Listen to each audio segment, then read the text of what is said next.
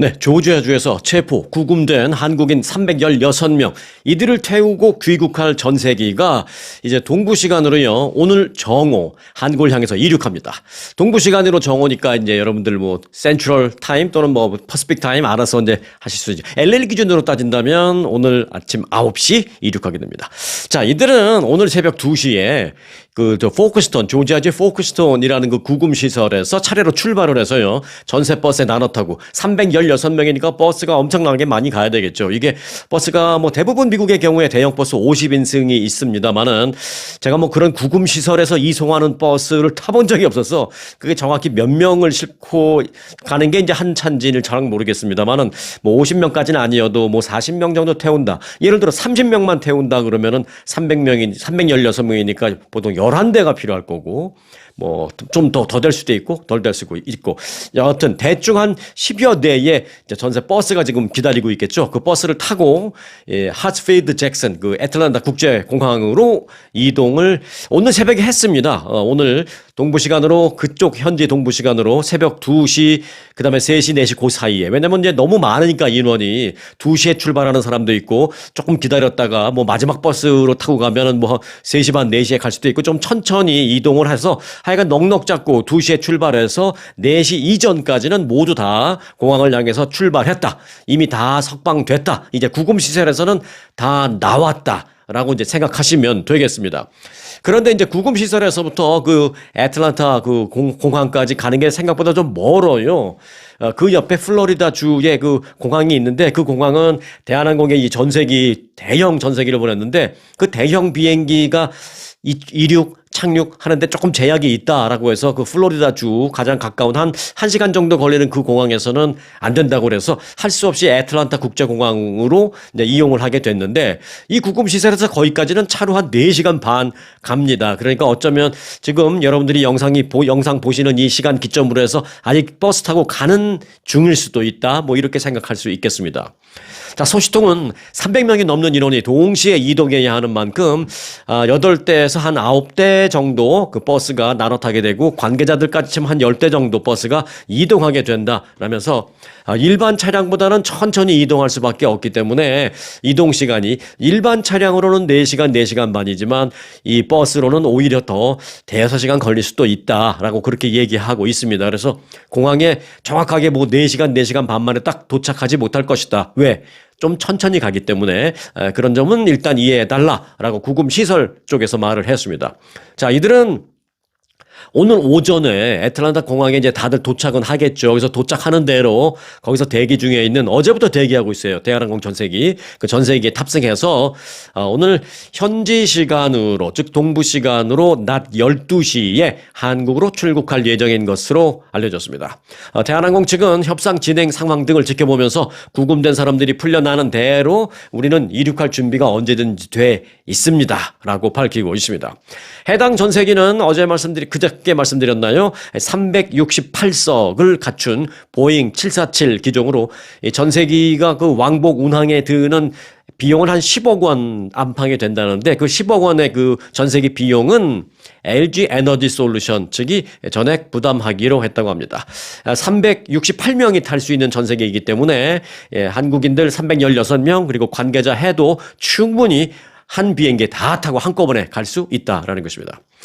당초 예정보다 그 출발이 좀 늦어졌죠. 거의 뭐 하루 정도 연기된 것이나 마찬가지인데 그와 관련해서 여러 가지 얘기가 많이 있었습니다. 수갑 같은 거, 이제 신체적인 속박 조치 그런 거와 관련해서 뭐 세부적인 조율 문제가 남았기 때문이다. 뭐 여러 가지 얘기가 많이 나왔었습니다. 그와 관련해서 국토안보부 측은 모든 것은 다 매뉴얼대로 해야 한다라면서 이동 중에는 누구든 반드시 수갑을 차야 한다라는 그 원칙을 계속 고집했습니다.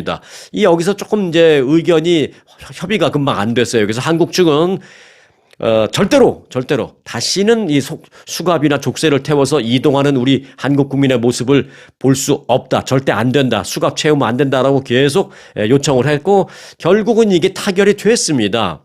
근데 그 타결되는 과정이 비하인드 스토리입니다. 자, 그 과정에서 트럼프 대통령이 개입 한 것으로 밝혀졌습니다. 한국인들에게 수갑을 채우지 말라라는 지시를 결국은 그 매듭을 누가 풀었냐? 트럼프 대통령이 풀었다라는 것입니다. 국토안보부는 우리는 권한이 없다. 우리는 모든 이동 시에 이렇게 매뉴얼대로 해야 하는 우리의 의무다. 그러니까 당신네들만 우리가 어떻게 페이버를 줄 수는 없다라고 했겠죠. 근데 한국 측은 우리는 용납할 수 없다. 그 매듭이 안 풀리는 거죠. 근데 그 매듭을 트럼프 대통령이 풀었습니다. 트럼프 대통령이 직접 마코 루비오 국무장관에게 지시한 거예요. 한국인들 316명 석방될 때 수갑 채우지 마. 라고 했습니다. 더 정확히 말씀드리면 이렇게 지시했답니다. 한국인들이 원하는 대로 해줘라. 라고 했답니다. 자, 사실 이 시간이 지체된 이유는 하나 더 있었는데요. 바로 불이익 여부였습니다. 불이익. 가장 우려했던 부분은 이들이 추후 그 미국에 재입국할 때 불이익을 받을 것인지 하는 그런 부분이었는데요. 이것도 해결이 됐다는 소식입니다.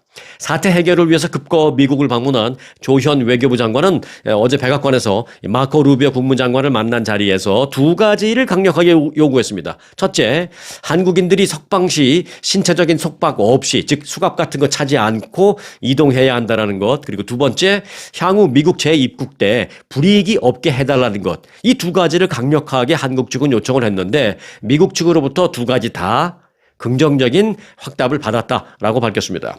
자, 한국 측 요구에 대해서 루비오 장관의 답변이 흥미롭습니다. 루비오 장관은 이렇게 답했습니다. 트럼프 대통령으로부터 내가 지시를 받았습니다. 그런데 트럼프 대통령이 한국 측이 원하는 대로 해줘라 라고 지시했습니다. 라고 마코 루비오 국무장관이 한국의 조현 외교부 장관에게 그렇게 말한 것으로 알려졌습니다. 자, 이 부분에 대한 한국 조현 그 외교부 장관의 말을 조금 더 알아보겠습니다. 조현 장관은 한국인 316명이 오늘 귀국하는 동시에 향후 미국 재입국 시 불이익을 받지 않는 것으로 미국 측에 확약을 받았다라고 밝혔습니다. 이 확약이라는 표현을 썼습니다. 왜? 미국 측이 불이익을 받지 않을 것이다라고 말했습니다. 또는 그렇게 답변했습니다. 라는 것 갖고는 이번에 아주 정말 고생한 이 316명의 한국인 이분들이 못 믿겠다라는 것이죠. 이제 불신의 벽이 너무 많이 쌓아진 거죠. 그러니까 못 믿겠다라는 그 불신이 너무 심하니까 조현 외교부 장관이 그 부분과 관련해서 마코 루비오 국무장관에게 확약을 받았습니다. 라는 그런 표현까지도 쓰기도 했습니다. 자, 조 장관은 궁극적인 문제, 그 비자 문제도 협의했다라고 밝혔습니다. 자, 이 문제는 앞으로 추후 이 한미 간의 무슨 투자 문제라든지 무역 문제라든지 특히 미국에 한국 기업이 와서 이제 공장을 세워주는 문제라든지 이런 여러 가지 문제에 있어서 이제 굉장히 제일 중요한 문제가 바로 이제 추후 다음에 올 사람들에 관련된 비자 문제거든요. 자, 그 부분에 대해서도 협의가 있었다라고 밝혔습니다. 조현 장관은 한국인 전문 인력의 미국 입국 및 취업을 위한 새로운 비자 카테고리를 만들자라는 방안을 루비오 장관에게 제안했는데 루비오 장관은 이에 동의를 하면서 동의하는 것뿐만이 아니라 그보다 더 나아가서 미국 국무부와 한국 외교부 간에 어떤 전담 팀을 만들어서 한국인을 위한 새로운 비자 형태를 만들기 위해서 신속히 협의하자라고 합의됐다라고 밝혔습니다. 그런데 이제 여기서 중요한 게 한국인들을 위한 새로운 비자 카테고리라는 것입니다. 일단 좀 설명을 드리자면 지난 8일 밤 그 조현 외교부 장관은 미국에 도착했죠. 그러면서 정말 무거운 마음으로 왔다. 우리의 불만 그리고 한국 국민의 분노를 미국 측에게 어떻게 전달할 것인가를 정말 매우 크게 고민했었다라고 말했습니다. 왜 안 그렇겠습니까? 우리가 이런 외교 관계가 아닌 일반 개인 대 개인이라면 화나면 화도 내고 승질도 부리고 좀 소리도 지르고 아니 도대체 너 어떻게 이런 식으로 내 뒤통수를 때릴 수 있어? 이렇게 개인 대 개인이면 할 수도 있지만 이게 또 국가 대 국가니까 아무리 기분 나쁘고 자존심이 상하고 해도 함부로 하기는 좀 그렇잖아요. 모든 게 다 역사적인 기록에 다 남잖아요. 말 한마디 한마디가. 그래서 어떻게 점잖게 외교적인 그런 표현을 쓰지만 그럼에도 불구하고 한국 국민들의 불만을 정확하게 전달할까를 많이 고민했다라고 얘기했습니다. 자, 어찌됐든 힘들었지만 잘 해결돼서 일단은 참으로 다행이다라는 생각입니다. 그런데 이제 흥미로운 점은요. 그 고생한 316명의 한국인들, 그들이 정말 고생했습니다만 이번 사태를 계기로 미국대로 정말 그 몰랐던 많은 것을 깨닫게 된 그런 계기였습니다. 그들의 고생을 계기로 미국도 정말 몰랐던 걸 깨닫게 된 거죠. 예를 들어서 그저 뭐 미국에 돈 투자해라. 뭐 공장을 미국에다 여기다 지어라. 그리고 공장 지은 다음에 일할 사람은 현지의 미국인을 고용해라 등등등 이 압박을 할 줄만 알았지 첨단 기술도 없는 그런 상태에서는 그게 이론과 현실이 다를 수밖에 없다라는 것을 미국이 이번에 뼈저리게 배웠다라는 것입니다. 뭐 솔직히 말해서 제가 봤을 땐 트럼프 대통령도 이번에 아차 싶었다라고 저는 그렇게 말하고 싶어요. 트럼프 대통령도 이번에 아차 싶은 거죠. 이제 배운 거죠. 어찌 보면. 자, 그리고 이제 두 번째, 이번 사태로 미국이 한국인들만을 위한 새로운 비자 카테고리를 이제 만들 것 같다. 그를 위한 전담 팀도 만들기로 했다라는 것이잖아요. 이 부분도 굉장히 중요한 겁니다. 그러니까 전문직 취업 비자 지난번에 말씀드렸죠. H-1B 비자. 이게 이제 미국의 1년에 쿼터가 6만 5천 개인데 거의 대부분 한 70%를 중국하고 인도가 가져가요. 그 남은 뭐 얼마 안 남은 것 같고 전 세계가 나눠 가지니까 한국 그 전문직 인력한테 돌아오는 게 1년에 뭐 1,000개도 안 되죠. 뭐 잘해야 600개 정도? 그러니 말도 안 되는 거죠. 미국의 공장이 22개 지금 짓고 있는데 600개 갖고는 말이 안 되는 거죠. 이번에 그 조지아주 공장 한 군데만 해도 벌써 300명이라는데 그래서 이제 H-1B 비자 갖고는 안 된다라는 걸 미국도 이번에 알게 된 겁니다. 이번 사태를 계기로. 그래서 이제 아마 한국인들만을 위한 새로운 비자 카테고리를 만들 것 같은데 지금 봐서는 제가 좀 알아본 바에 따르면 그 H4라는 그런 명칭으로 새롭게 만들어질 것 같다라고 생각이 됩니다. H4 비자를 새로운 카테고리로 해서 한국인들을 여기다 적용시켜서 예를 들어서 뭐 한시적이다 뭐 이런 그 구분을 좀 두겠죠. 미국의 공장을 세우는데 필요한 인력, 필요한 한국 인력. 뭐 예를 들어서 뭐 그런 식으로 좀 표현을 쓰겠죠. 또 다른 나라와 좀 어떤 불평등, 뭐 차별 이런 얘기가 나오지 않게 잘 디스크라이브를 해서 한국인들만을 위한 전문 비자 H4 비자가 아마 나올 것 같다는 그런 얘기입니다. 미국인 노동자들이 절대 따라올 수 없는 뛰어난 실력을 가진 한국인 근로자들이 결국 미국 비자 시스템마저도 이렇게 바꿔버리는 거구나. 이런 생각을 하니까 고생하신 316명 뭐 그분들의 고생은 정말 안타깝습니다만은 어찌 보면 한편으로는 마음 한켠으로는 좀 뿌듯한 생각도 있어요. 야, 드디어 결국 한국인들은 미국의 비자 시스템마저 바꿔버리는구나. 뭘로? 단지 한국인이라는 이유 때문이 아니라 실력이 있으니까, 기술이 있으니까, 미국의 현지 근로자들이 갖고 있지 못하는 그 기술, 실력을 갖고 있으니까 미국의 비자 시스템까지도, 이민법까지도 바꿔버리는구나. 라는 그런 좀 약간 뿌듯한 그런 생각도 좀 듭니다. 그런데요, 또 다른 편으로 보면 이번 사태를 바라보면서 이 남미 쪽 나라 사람들은 한국인이 정말 부럽다라는 그런 말도 많이 하고 있습니다. 한국인이 저렇게 막 붙잡히니까 한국 정부가 바로 나서고 막 장관 보내고 막 전세기 막 보내버리고 당장 데리고 가버리겠다고 큰 소리 치니까 미국이 쫄고 막 그렇게 또 정부가 이렇게 나서서 다 데려가 버리겠다라고 좀 힘있게 얘기할 수 있는 게 정부 무슨 뭐 외교부 장관 개인이 잘나서가 아니죠. 거기 구금되어 있는 그 한국 분들이 실력이 있는 사람들이기 때문에 장관이 외교적으로 뭘 협의를 할 때도 힘이 있는 거죠. 미국 사람들이 못 갖고 있는 그런 기술을 갖고 있는 똑똑한 사람들이니까 저렇게 한국 사람들은 막 빼가는구나. 뭐 이런 얘기를 남미 쪽 사람들이 많이 한답니다. 그리고 막 수갑 구금시킬 때는 우리가 몰랐는데 그때 수갑 채워서 가던데 이번에 나올 때는 절대 용납 못 하겠다. 뭐 이런 식으로 하니까 결국 트럼프 대통령이 전화 걸어서 야, 한국 사람들이 원하는 대로 해줘. 수갑 채우지 마. 하려니까 왜 자꾸 고집 부리고 그래. 수갑 채우지 마. 뭐 트럼프 대통령까지 나서서 이렇게 한국 정부가 해달라는 대로 해줘라. 그렇게 자 하는 거 보니까 너무 부럽다라는 게 이 남미 쪽 사람들의 얘기입니다.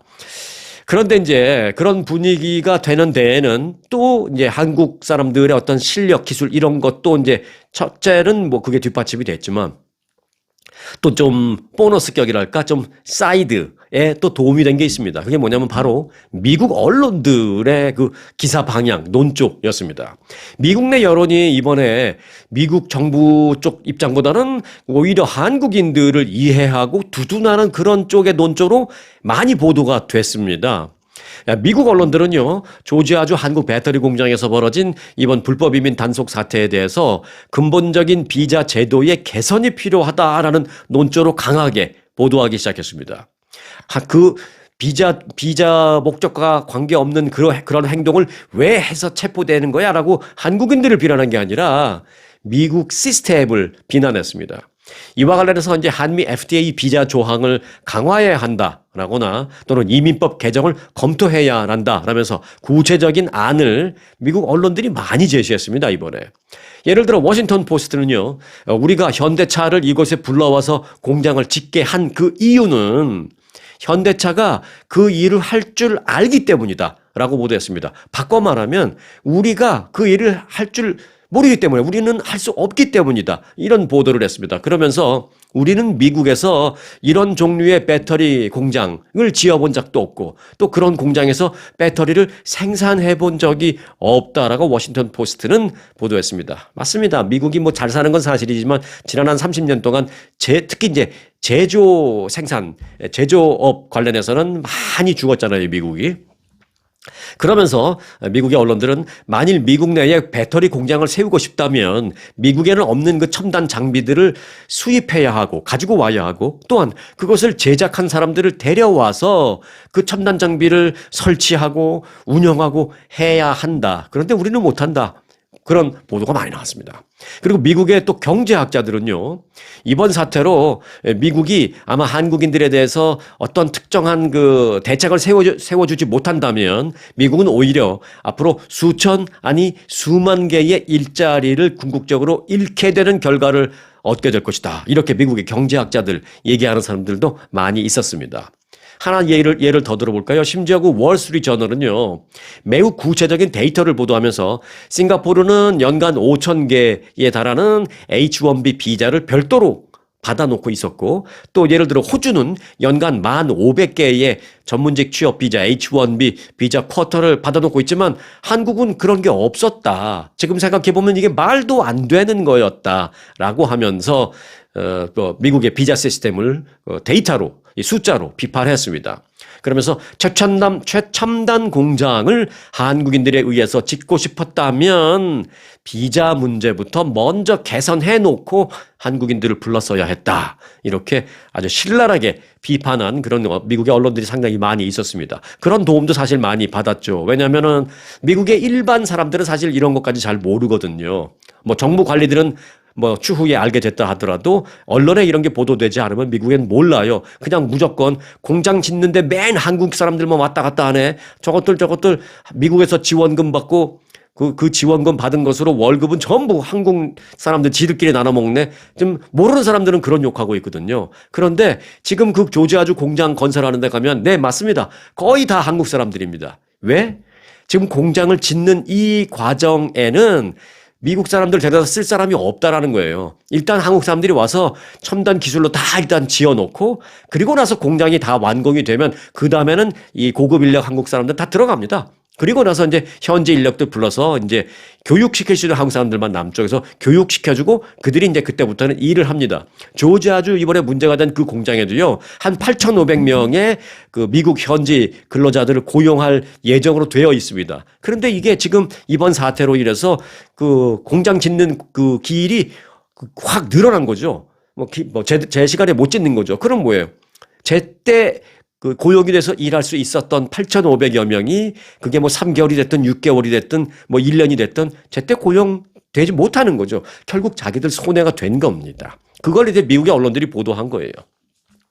자, 월스트리트저널은 추가적으로 트럼프 행정부는 외국인 투자를 늘리고 싶은 욕망과 불법 이민을 억제하려는 욕망, 이 두 가지가 혼재된 복잡한 충돌에 직면해 있다라면서 트럼프 행정부를 비판하기도 했습니다. 그래도 다행인 건 이제 트럼프 행정부가 이걸 알았다라는 것이죠. 트럼프 대통령까지도 뒤늦게나마 이걸 이제 알았다라는 것입니다. 그런데 이 사태에 대해서 얘기를 하기 전에요. 그냥 넘어가서는 안 되는 그 포인트 중에 하나가 또 이제 좀 있는데, 미국의 공장을 세우는 데 있어서 현실적인 문제, 그리고 이제 앞으로 제가 말씀드릴 이 문제는 앞으로 계속 이제 당장은 해결되기 어려운 그런 문제, 요걸 좀 하나 짚고 넘어갔으면 합니다. 그 부분만 간단하게 짚어보고 이제 요 얘기를 마치도록 할게요. 자, 한국인 근로자들이 이민 당국의 합동 단속으로 체포된 배경 가운데 하나로 그 저조한 현지 인력 채용, 요게 꼽히고 있습니다. 그래서 그 지역에 무슨 어떤 여성 정치인이 신고해갖고 뭐 이런 일이 있었다 뭐 이런 얘기 많잖아요. 근데 그 사람은 신고하게 된 배경이 뭐예요? 그 지역 사람들이 자기 사무실로 전화해서 막 제보했다는 거 아니에요. 한국 사람들만 일하고 우리는 채용한다 그래 놓고 채용하지도 않고 지들끼리 일해 막 이런 걸 제보했다는 거예요. 그러니까 이 정치인이 그 제보 내용 들으니까 뭐 그럴듯하니까 뭐 막 신고해서 이제 이런 일이 이 사달이 난 건데, 그래서 이제 저조한 현지의 고용 실적, 요게 이제 문제다라는 건데요. 그런데 건설업계에서는요, 특히 이제 미국 업체와의 소통 문제, 이제 미국에서 뭘 공장을 짓거나 빌딩을 짓거나 첨단 시설을 뭐 설치를 하거나 이제 이런 업계에서는 하는 말이 있습니다. 미국 업체와의 같이 미국 업체를 하이어해서 일을 할 때 뭐 이제 첫 번째 무슨 소통 문제, 그리고 공사 기간을 좀 단축하는 데에 어떤 압박 등의 여러 가지 이유, 제한 조건 이런 게 많답니다. 그래서 미국 내에서 어떤 공장을 짓거나 설비를 하는 그런 과정에서 이 한국 업체를 선호한다라는 것이죠. 한국 기업은 한국 하청업체를 선호한다라는 것이죠. 그게 뭐 우리끼리 해먹으려라는 꼭 그게 아니더라도, 자, 건설이나 토목 엔지니어링 서비스 업체에 지금 현재 일하고 있는 한 관계자는 한국 기업이 미국 시공사가 아닌 한국 내 시공사 업체를 선택해서 공사를 맡기는 이유 중에 하나로, 미국 시공사는 어떤 설계 변경 같은 게 어떻게 설계를 딱 했다고 처음에 만들었다고 이게 끝까지 일에 단 조금의 변경도 없이 그냥 간다는 거는 뭐 큰 프로젝트든 작은 프로젝트든 그런 건 없잖아요. 조금씩 변화될 수 있죠, 물론. 그런데 미국 시공사는 설계 변경 요구를 반영하는 데 있어서 너무너무 까다롭다라는 것이죠. 절차나 뭐 그들의 태도나 이런 여러 가지. 그래서 조금이라도 바뀌면 뭐 너무 까다롭고 그 바꾸는 거로 인해서 걸리는 시간이 너무 오래 걸리고, 중요한 거 그걸 빌미로 추가적인 대금을 너무 많이 바가지 씌우면서 청구하는 그런 경우가 많기 때문에, 그래서 한국 업체를 선호한답니다. 근데 미국 업체는 이제 그래서 한국 기업 그 관리들이 왜 이게 요거 조금 하나 바꿨다고 뭐 이렇게 추가 요금을 이렇게 많이 요구하냐라고 해도, 네가 미국을 몰라서 그래 뭐 이러면은 참 갑갑한 거죠. 미국을 몰라서 그런다는데. 그런데 이제 한국 업체, 그러니까 한국에서 온 업체가 될 수도 있고, 한국 대기업의 여기 자회사가 될 수도 있고, 아니면 우리 미주 한인들이, 우리 교포들이 운영하는 뭐 업체가 될 수도 있고. 그런데 우리끼리는 그걸 다 서로 잘 알고 이해하고 빨리빨리 커뮤니케이션이 된다라는 것이죠. 그리고 솔직히 그렇다고 해서 뭐 하나 바꾼다고 해서 말도 안 되는 바가지 요금 씌우지도 않고. 자, 그런 여러 가지 이유가 있다라는 것입니다. 이 관계자는 또 이런 말도 합니다.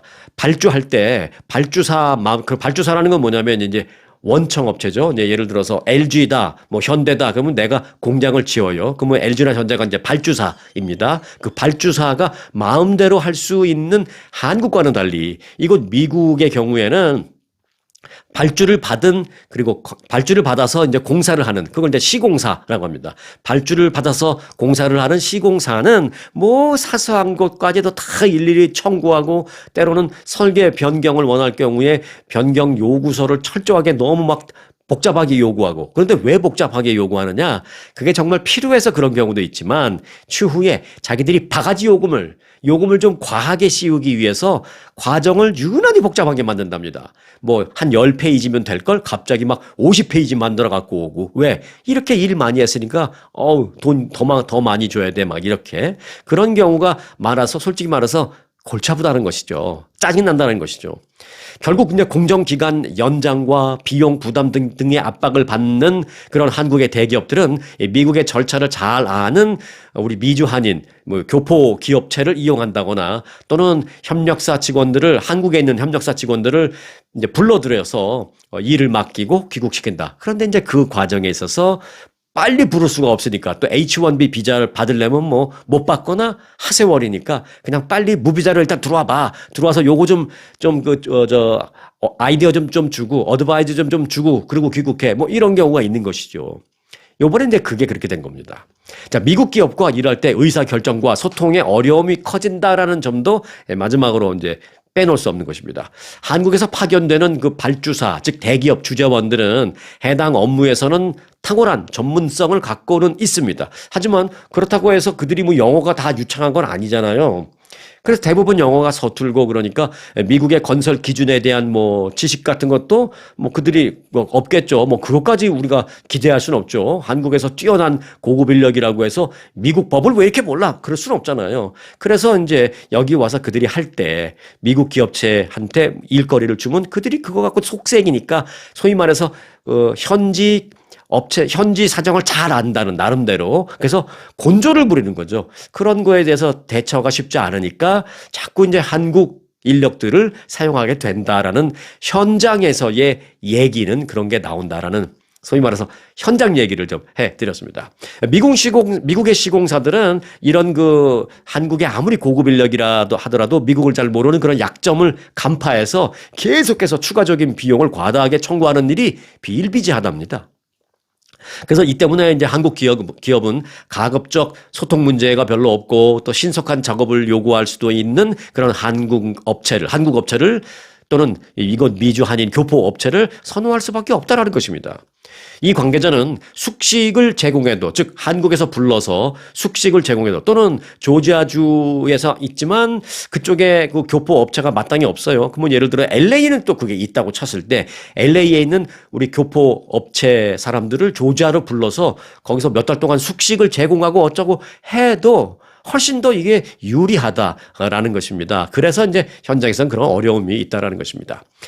자, 이번 단속 대상이 된 LG 에너지 솔루션과 현대차의 그 합작 배터리 공장은 현대차의 그룹 계열사인 현대 엔지니어링이 시공을 맡았는데요. 시공을 맡았다는 게 뭐예요? 이제 공사를 하는 그런 업체로 이제 허가를 받아서 하청을 받았다는 것이죠. 현대와 LG 합작사의 배터리 공장의 건설을 하는 게 현대 엔지니어링이라는 회사입니다. 그런데 그럼 지들끼리 다 해먹네라는 말을 할 수도 있는데 앞서 제가 설명드린 그런 부분 외에도 플러스 알파, 어찌 보면 이게 더 중요한 플러스 알파 또 다른 이유가 있습니다. 어찌 보면 이게 더 중요합니다. 뭐냐면 기술 유출을 방지하기 위한 겁니다. 보안 때문이라는 것이죠. 꼭 돈, 꼭 뭐 영어, 꼭 뭐 바가지 요금 쓰지 않기 위해서 그런 걸 떠나서 기술 유출을 막기 위해서다라는 것입니다. 그래서 일각에서는 앞으로 많은 한국 기업이 미국에 투자할 텐데 비슷한 문제에 직면할 수밖에 없다라고 진단을 했습니다. 자, 한국 쪽 입장에서 보면은 기술 유출인데요. 또 사실 반대로 트럼프 대통령의 입장에서 보면 기술 이전이라고 주장하는 것입니다. 트럼프 대통령은 미국에서 사업할 수 있게 해줄 테니까 미국에 공장 짓고 여기 근로자들 만약에 실력이 부족하다면 한국에서 고급 인력이 와서 여기 근로자들 교육시키고 훈련시켜라. 그래서 여기 노동자를 고용해라. 라는 겁니다. 그게 그런데 대놓고 말은 안 하지만 결국 여기 현지 노동자들 불러서 교육을 시켜서 일을 시켜라. 이렇게 말하잖아요. 그게 말이 좋아 교육시켜서 일 시키면 되는 거 아니냐지 한마디로 말하면 기술 이전입니다, 이게. 그 고급, 한국이 정말 지난 40, 50년 동안 정말 열심히 공부하고, 우리가 한국 사람들은 맨날 눈 뜨면 공부해라 이거밖에 모른다고 사람들한테 요구도 먹고 손가락질 당하면서 그렇게 공부해서 얻어낸 그 지식인데 다 가르쳐 주라는 거예요, 여기다가. 그래서 기술 이전하라는 거예요. 그러니까 이제 사실 또 한국은 말은 그렇게 못하지만 그렇게는 못하겠다. 이런 거죠. 그러니까 한국 입장에서 보면 아니 미국에 수천억 달러를 투자하라 그래서 투자했고 공장 지라 그래서 공장 짓고 또 일정 부분 현지 노동자도 고용하라고 해서 고용 창출도 일정 부분 하기는 하는데 우리에게 있어서 마지막 보루인 기술을 이전하라라는 것까지는 말이 안 되는 거 아니야? 라는 또 그런 내심 그런 입장이 있는 것입니다. 사실 우리가 예를 들면 이런 겁니다. 누구나 다 우리가 이제 공감할 수 있게 한번 예를 들어볼게요. 사실 우리가 어느 식당에 가서 이제 음식을 먹는데 음식이 너무 맛있는 거예요. 그래서 맛있으니까 어떻게 돼요? 자주 가게 되죠. 맛이 있어서 자주 가게 되는데 어느 날 그 식당 주인에게 내가 이 식당 지난 1년 동안 거의 매일 와서 먹지 않느냐. 그러니까 당신 내 음식을 지난 1년 동안 내가 거의 매일 팔아주니까 그 요리를 어떻게 만드는 건지 나한테 그 조리법을, 그 레시피를 나한테 공개하라. 라고 한다면 그 주인이 어떨까요? 황당하겠죠. 내 음식 맛있어 해주는 것도 고맙고 또 우리 식당에서 많이 팔아주는 것도 고맙긴 한데 그렇다고 레시피를 공개하라? 이거 말이 안 되는 거죠. 그럼 예를 들어서 공개해주면 지난 1년 동안 우리 식당을 이렇게 애용해주고 많이 팔아줘서 감사합니다. 감사의 인사로 이 우리 비밀 조리법을 공개해서 드리겠습니다. 이런 사람 없죠. 만약에 그렇게 줬다면 어떻게 되겠어요? 바로 그 건너편에다 식당 차리겠죠, 그 사람이. 그러니까 말이 안 되는 거를 자꾸 해달라라는 것입니다. 자, 비슷한 상황이 이제 미국에서 앞으로 벌어질 것입니다. 지금 말씀드린 이 부분은 해결된 게 아니고 이제부터 시작입니다. 이제부터 시작. 자, 어쨌든 아무튼 300여 명의 한국인들 정말 다들 고생 많으셨습니다. 여러분들, 우리 구독자님들, 시청자분들이 이 영상을 보시는 시간에 따라서 조금 다르겠습니다만은 아마 아침 일찍 보시는 분들 기준으로는 지금쯤 한국인들이 열심히 공항으로 가고 있을 것이고요. 아마 오후에 좀 늦게 보시는 분들 기준으로 말씀드린다면 어쩌면 지금쯤 한국인들이 대한항공 전세기에 올라타서 공항을 이륙해서 한국을 향해 가고 있는 그런 시간일 수도 있겠습니다. 네. 자, 한국으로 향하는 그분들, 비록 비자 목적에 반하는 행위를 이곳에서 했다 하더라도 미국의 공장을 짓기 위해서 어쩔 수 없었다라고 저는 이해하겠습니다. 이건 뭐 제가 이해하는 게 아니라 앞서 말씀드렸죠. 미국의 언론들도 이해할 수밖에 없는 것이다라고 그렇게 다 기사 논조가 그렇습니다.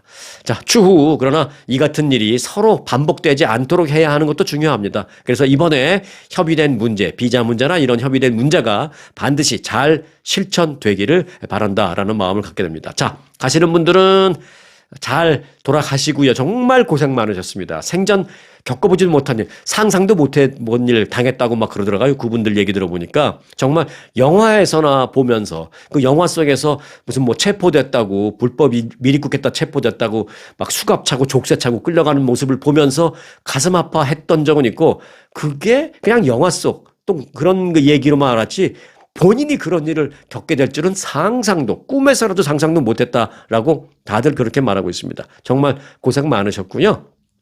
두 번 다시 이런 일이 없기를 서로가 다 노력하기를 그렇게 당부를 드리겠습니다. 자, 가시는 분은 가시는 분들이고 여기서 이제 우리는 또 계속 살아갈 텐데요. 어떻게 살아요? 건강하게 살아야 되겠죠. 네, 건강하게. 그래서 오늘은 건강 관련 흥미로운 기사 한 가지를 좀 바로 이어서 전해드릴까 합니다. 자, 프로피에 대해서 알려드리겠습니다. 프로피. 자, 단백질은 이제 신체 조직을 회복시키고 면역력을 높이는 필수 아미노산입니다. 하지만 일상에서 단백질 식품을 챙겨 먹기는 쉽지는 않습니다. 또 뭐 챙겨 먹어야 되는 그 용량도 좀 많아요. 사실 일일 적정 용량이. 그래서 이를 해결하고자 뭐 단백질, 뭐 프로틴 파우더 이제 먹는 분들도 많이 있는데 그래서 이를 해결하기 위해서 최근에 커피에 단백질 파우더를 넣어서 마시는 그게 지금 요즘 유행입니다. 그래서 커피에 단백질 파우더를 넣어서 마시는 것을 프로피라고 합니다. 프로피. 프로피는 뭐냐면 단백질을 뜻하는 프로틴에다가 뒤에다 커피를 붙여서 프로피라는 것입니다. 최근 SNS에서는요, 다양한 이 프로피 레시피가 공유되면서 아침 식사 후 또는 운동 전후에 마시는 에너지 부스터로 큰 인기를 끌고 있다고 합니다. 그래서 스타벅스도 나섰어요. 스타벅스도 단백질이 추가된 커피 음료를 뭐 그렇다고 그 전에 스타벅스에 무슨 단백질 드링크 같은 게 없었던 건 아니에요. 근데 이제 새로운 메뉴를 만든 거죠. 단백질이 추가된 커피 음료를 출시하면서 이 프로피 열풍에 스타벅스도 올라탔습니다. 스타벅스는 지난주부터 단백질 콜드폼, 프로틴 콜드폼이라는 메뉴도 만들었고요. 그리고 단백질 라떼, 프로틴 라떼도 새롭게 출시를 했습니다. 새로 출시된 그 콜드 폼이라는 메뉴는 그란데 사이즈를 오더했을 때 단백질이 약 한 15g 정도 함유되어 있다고 합니다. 그리고 단백질 강화 우유, 그리고 단백질이 그 액기스로 들어있는 우유를 넣어서 만든 그 프로틴 라떼를 여러분들이 주문을 했을 때는 아까 말씀드린 것보다는 2배 이상 많은 36g의 단백질을 포함하고 있다라고 합니다.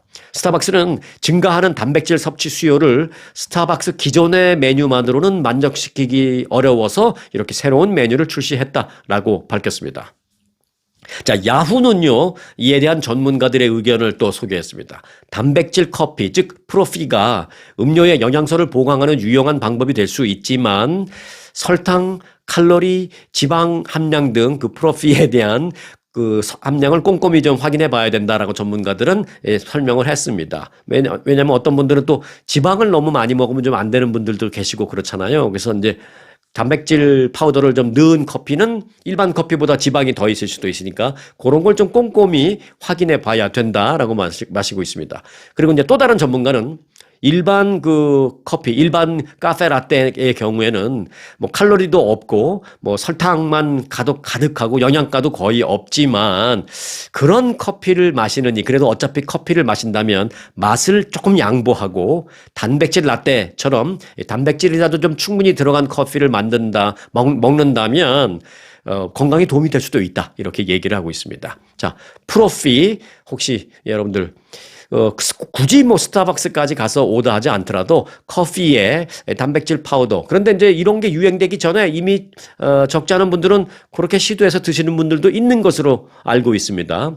과거에는 그 블랙 프루프 커피라 그랬나요? 그 방탄 커피라 그래가지고 커피에 그 버터 넣어서 먹는 그런 것도 유행하고 막 그랬었습니다. 근데 이번에는 이제 커피에 프로틴, 적당량의 프로틴 파우더를 넣어서 먹는 건 꼭 스타벅스 가서 오더하지 않아도 집에서도 괜찮을 것 같아요. 그리고 이제 빈속에 그냥 커피 맛 전문가들 그래요. 빈속에 커피를 마시느니 정말 커피를 못 참겠어서 빈속이라도 마셔야 될 것 같으면 프로틴 파우더를 넣어서 마셔라. 그러면 훨씬 낫다. 뭐 이런 얘기도 하고 있습니다. 자, 로버트 케네디 주니어 장관이 이끄는 보건복지부가 어린이 건강 위기 해결을 목표로 한 128개의 정책을 공개했습니다. 주요 정책 뭐 한두 개만 좀 보면요. 그 중에 하나는 백신 부작용에 대한 정부 차원의 더욱 철저한 조사입니다. 그러니까 리뷰를 해보겠다라는 것이죠. 이 백신이 이거 정말 계속 맞아야 돼 뭐 이런 얘기.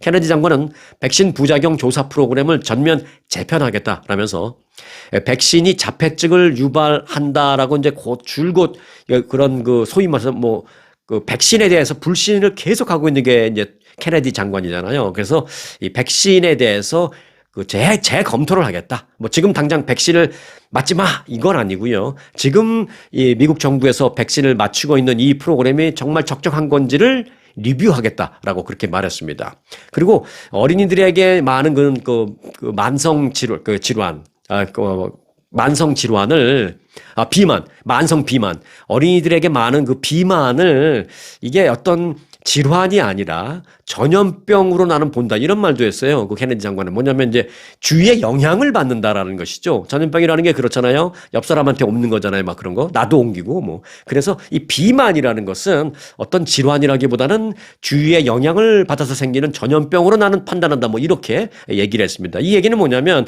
어떤 그 해결책, 뭐 이런 거에 대한 접근법을 달리하겠다라는 것으로 이제 해석됩니다. 그리고 이제 또 하나 충치 예방을 위해서 우리가 미국에서 뭐 마시는 그 수돗물에 일정량의 아주 극소량의 불소 성분이 들어가 있거든요. 그래서 여러분들 그 식사하신 후에 양치질 그 상황이 못 된다면 그냥 수돗물, 일반 수돗물 탭 워러 받아가지고 입에다 넣고 한 모금 넣고 이제 가글 한 다음에 뱉으면 굉장히 좋습니다. 왜냐하면 수돗물 안에 불소 성분이 약간 있기 때문에. 그런데 케네디 장관은 그것도 뭐 못 믿겠다. 몸에 안 좋을 수도 있다라고 해서 수돗물에 불소 넣는 것도 뺄까 지금 검토를 하겠다라고 말하고 있습니다. 그러면은 우리 충치는 어떻게 해요? 라고 할 수 있잖아요.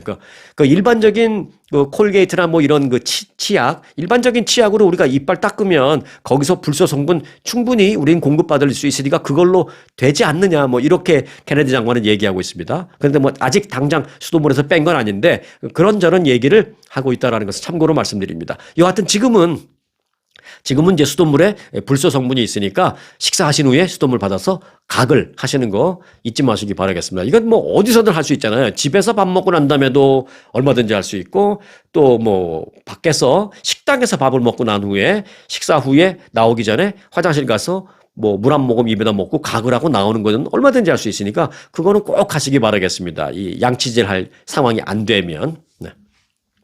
자, 이재용 삼성전자 회장의 장남이 있는데 이름은 이지호입니다. 이 친구가 그 미국 시민권도 있고 한국 시민권도 있고 어찌 보면 선택할 수 있는 그런 상황인데 미국 시민권을 포기하고 군대에 입대하기로 했다라고 해서 이제 화제를 낳고 있습니다. 오는 15일, 지금부터 이제 한 5일 뒤에 한국의 해군 학사장교 후보생으로 입대한다라고 합니다.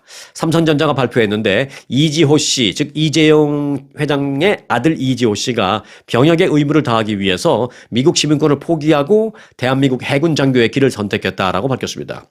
이지호 씨는 입대 후에 진해에 있는 해군 사관학교에서 11주 동안 교육 훈련을 받고 12월 1일 해군 소위로 임관할 예정이다라고 밝혔습니다. 교육 훈련 기간과 그리고 임관 후 의무 복무 기간 등을 다 합치면 36개월을 포함합니다. 군 생활 기간은 이제 뭐 그러니까 의무 복무 기간이 36개월이고요. 그리고 이제 뭐 교육받는 기간이니까 다 치면 이지호 씨가 군대에서 훈련받고 복무하고 하는 기간은 총 39개월이다라고 밝혔습니다. 지금 제가 육군이 총 기간이 얼마인지 정확하게 모르겠는데 아마 2년이 채 안 되는 걸로 알고 있습니다.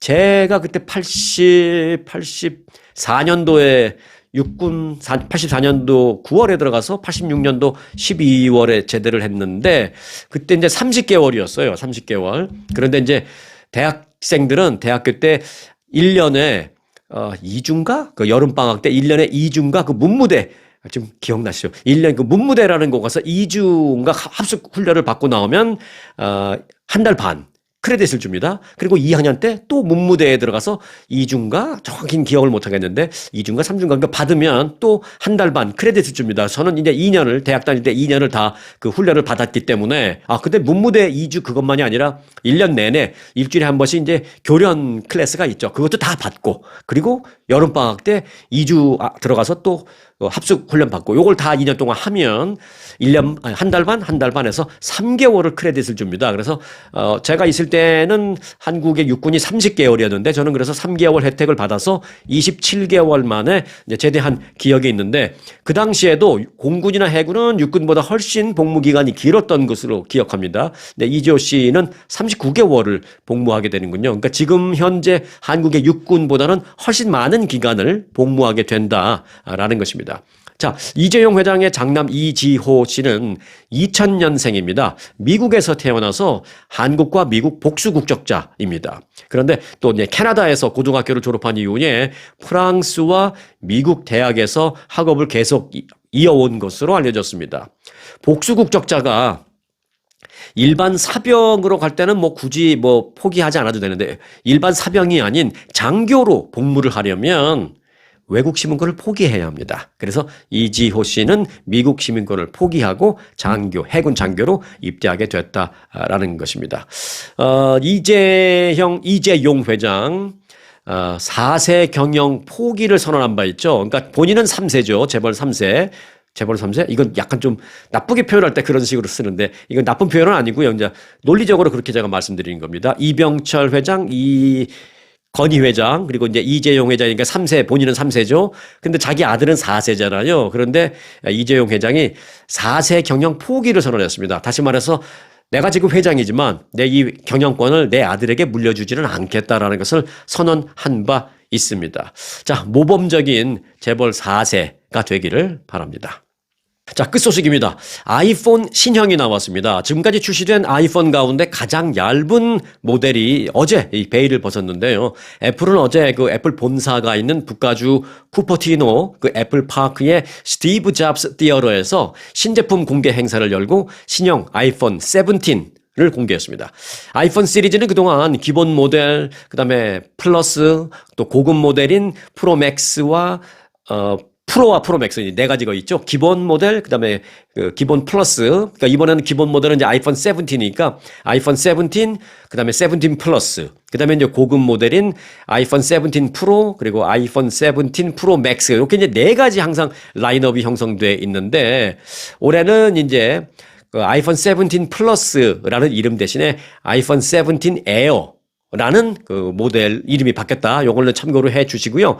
지금까지 나온 어떤 아이폰보다 가장 슬림한 얇은 5.6mm 초슬림형으로 나왔다는 것입니다. 그런데요. 그렇게 얇지만 굉장히 강합니다.